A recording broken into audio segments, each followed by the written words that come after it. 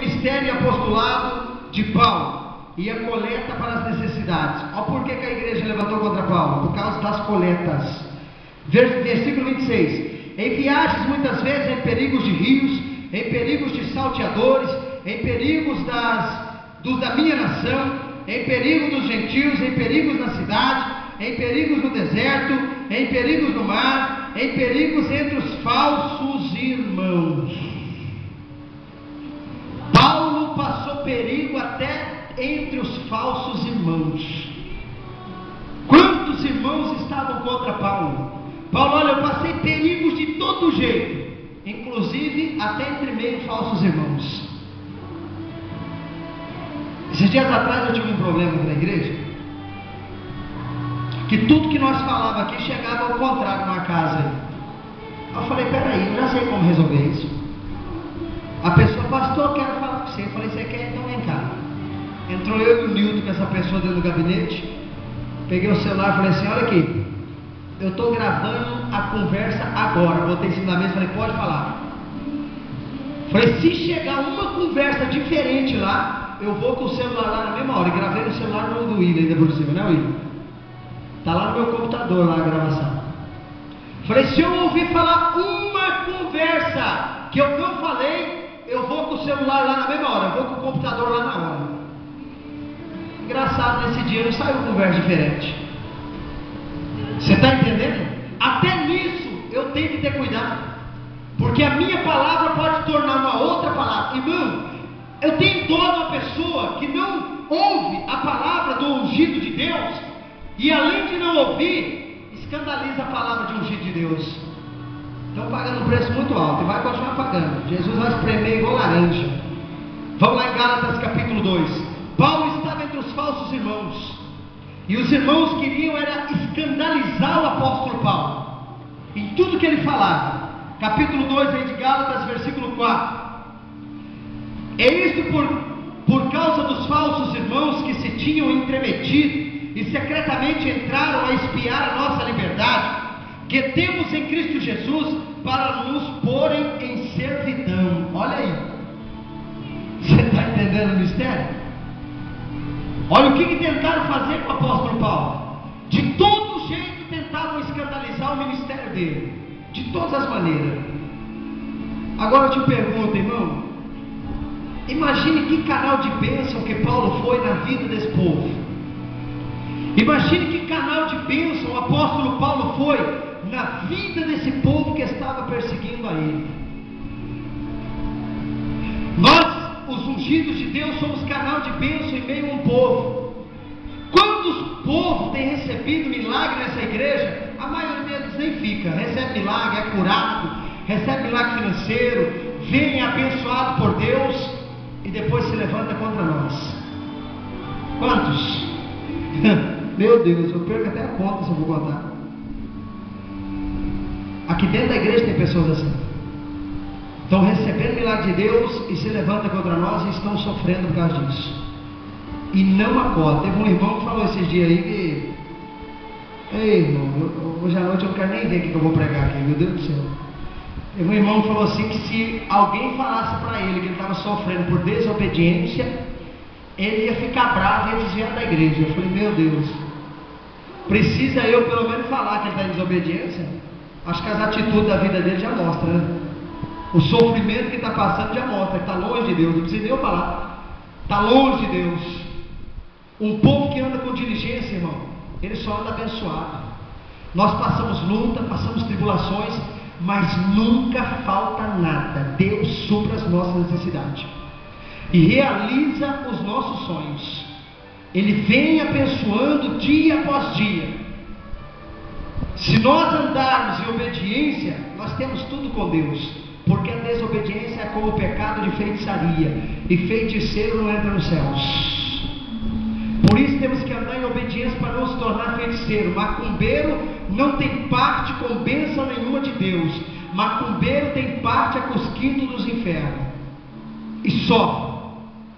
Nós temos que andar com parte com Deus, em total obediência à voz de Deus. Abre aí 2 Coríntios capítulo 6, versículo 14. Já estamos terminando.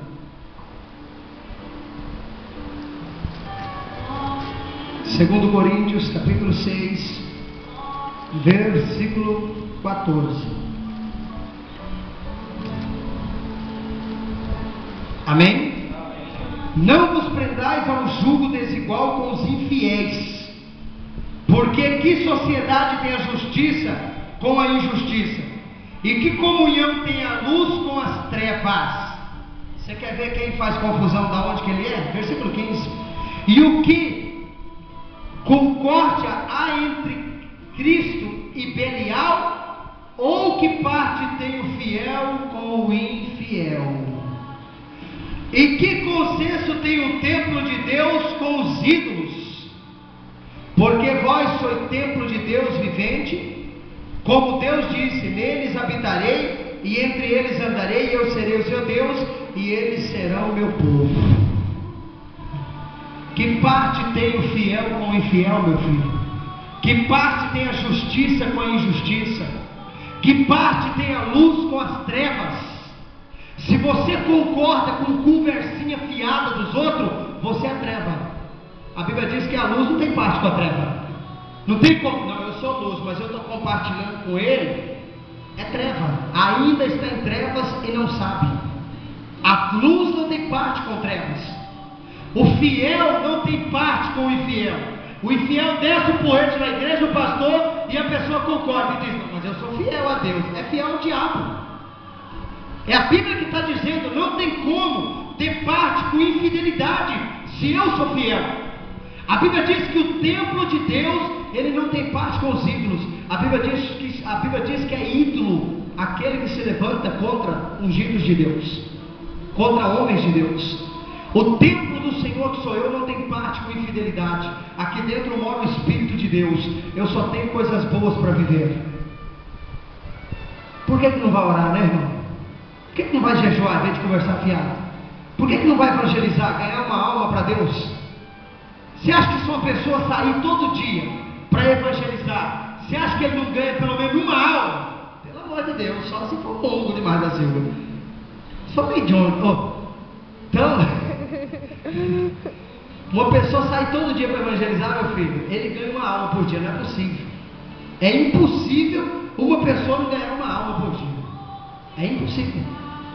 Deus não quer infidelidade. Deus quer que nós andemos em fidelidade, em diligência, em temor de Deus, em amor a Deus. O que está faltando nas igrejas hoje é temor. É temor. Eu lutei tanto para isso não entrar nessa igreja. Lutei muito, jejuei muito, orei muito, paguei um preço dolorido para não ter infidelidade no nosso meio. Ensinei, preguei, mostrei. Mas Deus falou para mim assim: é para você ver que não é você que age. Você prega, você ensina. Agora cada um tem as suas livres ações. Você não pode impedir ninguém. Você só faz a sua parte. Eu só posso fazer a minha parte: ensinar, pregar, mostrar na Bíblia. Mas eu não posso mudar nada. Só Deus pode mudar alguma coisa. Só Deus pode transformar alguma coisa. E Deus só transforma onde há coração aberto, coração contrito, disposto a ouvir, disposto a obedecer. A minha oração para esse lugar é essa: Senhor, nos dá um coração disposto a obedecer. E quando Deus acha um coração que está aberto, querendo ouvir a voz de Deus, Deus entra e trabalha. Meu filho, aonde que eu vou deixar de ouvir voz de ungido de Deus para ouvir crente infiel? Nunca. Eu não sou besta, eu conheço a palavra de Deus. Aonde que eu vou deixar de ouvir o meu pastor pregando na igreja para ouvir nego que não faz nada pela obra de Deus criticar a igreja? Se fala: olha, irmão, eu queria ser de outro ministério e queria estar debaixo do jugo de um pastor. Eu queria que chegasse um irmão para mim e falasse: ó, por que não pastor e a igreja fala: cala sua boca, Satanás, filho do cão da pombagira, vai para os quintos do inferno, fala para lá. Eu cobri no pau, irmão. Meu Deus do céu. Eu falo: vou lá no pastor agora, eu vou falar para ele agora. Você está falando, rapaz? Pai do céu, é uma pena que hoje eu sou pastor. Eu não sou debaixo do jugo de ninguém. Porque isso é uma coisa terrível, irmãos. É totalmente fora da Bíblia Sagrada. E eu sei muito bem porque eu estou dando essa aula nessa manhã. Cuidado. Você toma cuidado. Cuidado com as vozes que vocês andam ouvindo. 2 Coríntios 3, versículo 1 a 4. começamos outra vez a louvarmos a nós mesmos? Nunca, jamais. Ou necessitamos, como alguns, de cartas de recomendação para vós, ou de recomendação de vós? Vós sois a nossa carta, escrita em nossos corações, conhecida e lida por todos os homens. Porque já é manifesto que vós sois a carta de Cristo, ministrada por Deus, por nós, e escrita não com tinta, mas com o Espírito de Deus vivo, não em tábuas de pedra, mas nas tábuas de carne do coração. Glória a Deus. Olha o amor desses irmãos. Eles não precisavam da carta de recomendação para ninguém na igreja de ninguém, porque eles se conheciam, eles tinham amor entre eles. Mas a igreja de Corinto, que era uma igreja abusada, pediu carta de recomendação para Paulo ir lá. É mole? Se Paulo quiser vir aqui, traz carta de recomendação. Tenta imaginar um negócio desse. Se Paulo falasse que queria vir nessa igreja aqui, eu falava: Paulo, era para você estar aqui ontem. Rapaz do céu, perdeu a unção de Paulo. Mas jamais, vem logo, Paulo, corre para cá. Essa igreja falou: se Paulo quiser vir aqui, tem que ter carta. Aí Paulo rachou. Paulo falou assim: por alguma casa nós precisamos de carta de recomendação? Pois nós não somos a carta de Cristo, não escrita por mãos humanas, mas escrita pelo próprio Espírito de Deus. Rachou, meu filho, no meio. Nós somos a carta. Quando nós pegamos o microfone nesse altar, nesse púlpito, nós falamos aquilo que vem de Deus. Nós abrimos a boca para proferir as palavras que vêm dos céus. Nós somos a carta enviada na terra para a mensagem a toda esta nação, a toda essa nação. Eu falo aqui, essa igreja é para as nações. Tem gente que está pensando que estou brincando. O que o profeta falou ontem, John? Que nós éramos para quê? Ele falou assim: vocês são boca de Deus para as nações. É para as nações, meu filho. Tudo tem sua hora. Vai chegar a hora de nós nos tornarmos boca de Deus para a nação, para todas as nações. Então Deus chamou o Senhor para todas as nações. Vai chegar um momento que nós vamos começar a 1000 por hora para as nações. Se Deus já vem falando, e eu vou botar o joelho no chão e jejuar pelas profecias que foram entregues, para que aconteça o mais rápido possível, pois a obra precisa de pessoas que façam a obra. Filhos, a pior coisa será quando nós chegarmos no céu e Jesus olhar e falar assim: por que você não fez nada? Meu Deus, por que você não fez o que eu mandei? Por que você não ouviu a minha palavra ao invés de ouvir a voz dos outros? Por que você não foi pela minha palavra ao invés de obedecer a voz de um humano que não tem o que fazer e fica de casa em casa conversando borracha, fofocando da vida dos outros? Imagina só. Eu prefiro ouvir a voz de Deus, meu filho. Quando eu chegar lá, Deus vai falar: tu és um servo diligente, tu ouviu a minha voz. Vê se eu fico de casa em casa, conversa fiada. Não tem tempo para isso não, tem tempo para buscar Deus. Quero nem saber disso, quero que vá para o inferno isso. Porque lá que é lugar de fofoqueiro, linguarudo. Capítulo de número 11, versículo 13 de 2 Coríntios. Já estamos terminando. Vocês já viram hoje que eu não estou muito bom, né? E é bom quando eu estou bravo assim. Jesus é um pé dobrado. Capítulo 11, versículo 13. Porque tais falsos apóstolos são obreiros fraudulentos, transfigurando-se em apóstolos de Cristo. Quantos obreiros fraudulentos tem dentro de igreja? Quer dizer que é apóstolo de Cristo, mas não é. Olha o versículo 14.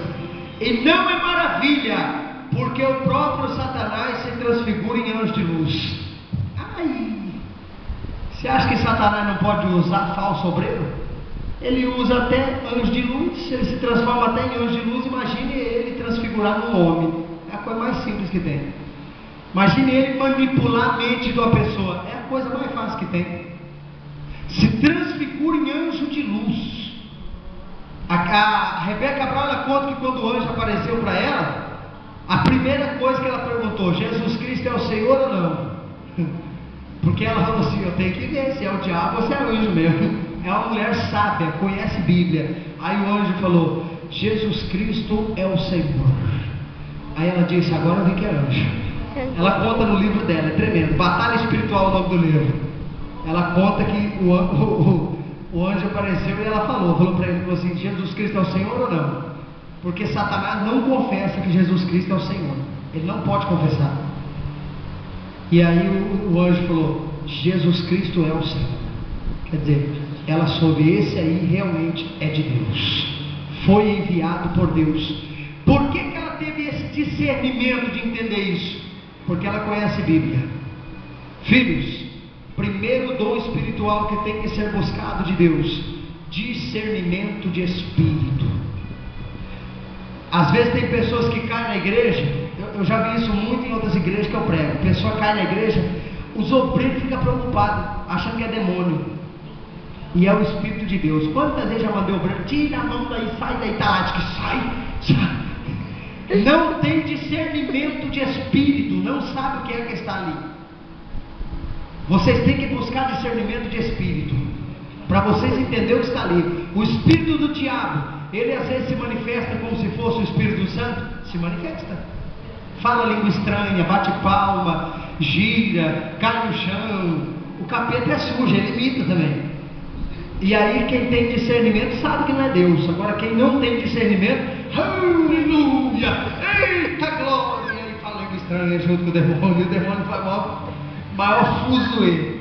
Um dia eu estava pregando numa igreja e eu estou olhando aquele trem lá no fundo. Eu falei: esse negócio está certo não, Jesus, espera aí, eu quero. Quando eu peguei o microfone, eu falei assim: mano, fica de pé. A irmã ficou de pé. Eu falei: olha aqui para mim, em nome de Jesus Cristo, Satanás, você vai sair dela agora. A mulher virou para trás, e ela estava falando língua estranha, e a igreja toda acompanhando ela. Eita glória! A mulher estava possessa de demônio. Você está entendendo? O que é isso? Falta de discernimento de espírito. Esse é o primeiro dom que nós temos que ter, principalmente aqueles que querem pastorear, cuidar de igreja. Pessoa que quer cuidar de igreja tem que ter esse discernimento. Uma vez eu vi um pastor fazer algo que eu achei incrível. Era o meu pastor na época, o pastor Eduardo, que foi para a Grécia. Chegou um homem na igreja e foi profetizando para meio mundo.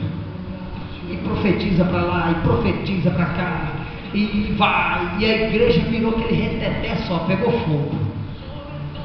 E eu sempre tive discernimento de espírito. Quando eu vi aquele homem, eu já não fui com a funceira dele, a moléstia dele. Quando ele terminou de fazer o bafafá, o pastor pegou o microfone e falou assim: irmão, você tem que consertar a sua vida. Para o profeta, você tem que consertar a sua vida. Você não está certo, não. Você está fazendo, você mentiu para esse povo tudinho aqui. Ei, irmão, a casa dele caiu, hein? Você mentiu para esse povo tudinho aqui. Tudo que você fez aqui é mentira.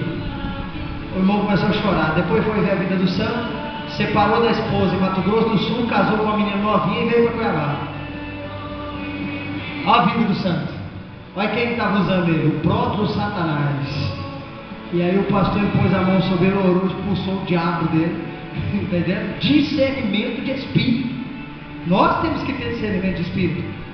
Não é todo mundo que aparece aqui na igreja com cara de profeta que é profeta, não, meu filho. Não é todo mundo que aparece com cara de pastor aqui que é pastor, não. E agora, se você não tiver discernimento de espírito, o que vira isso? A maior confusão. Nós temos que buscar em primeiro lugar o discernimento de espírito, para nós sabermos quem está falando conosco. Vocês estão entendendo? Busque discernimento de espírito, para você entender quem fala com vocês. Capítulo 8 lá de 2 Coríntios, e eu termino. Acho que eu estou olhando lá, é aqui. Capítulo 8 de 2 Coríntios, versículo de número 9. Porque já sabeis a graça de nosso Senhor Jesus Cristo, que sendo rico por amor de vós se fez pobre, para que pela sua pobreza enriquecesseis. Essa igreja se levantou contra Paulo, dizendo que Paulo estava pedindo muita oferta. Ei, Paulo está pedindo oferta demais. Aí Paulo veio e achou ele. Porque já sabeis que a graça de nosso Senhor Jesus Cristo, que por amor de vós, sendo rico por amor de vós, se fez pobre, para que vós enriquecesseis. Deus é que enriquece o povo da igreja, para o povo poder abençoar a obra. Vocês já repararam que o povo de Deus é o povo mais abençoado do mundo? Repara a vida dos outros de fora, repara da igreja, para você ver uma coisa. A pessoa chega na igreja lascada, Quantos aqui chegou na igreja, fala a verdade, acabado, financeiramente falido, nada dava certo, e hoje consegue pagar suas contas, tem uma vida melhor? É Deus que vai nos abençoando para a gente poder retribuir na obra dele, abençoar a obra dele. Se nós não abençoarmos a obra, como que a obra vai crescer? Aonde a obra vai chegar? Olha aí o versículo, capítulo 9, versículo 6. Eu digo isto, que o que semeia pouco, pouco também ceifará, e o que semeia em abundância também ceifará. Aquele que oferta pouco, colhe pouco. O que oferta muito, colhe muito. É bíblico. Quem dá muito sempre recebe muito. Quem dá pouco vai sempre receber pouco. É segundo aquilo que nós damos, que nós recebemos. Fiquemos de pé.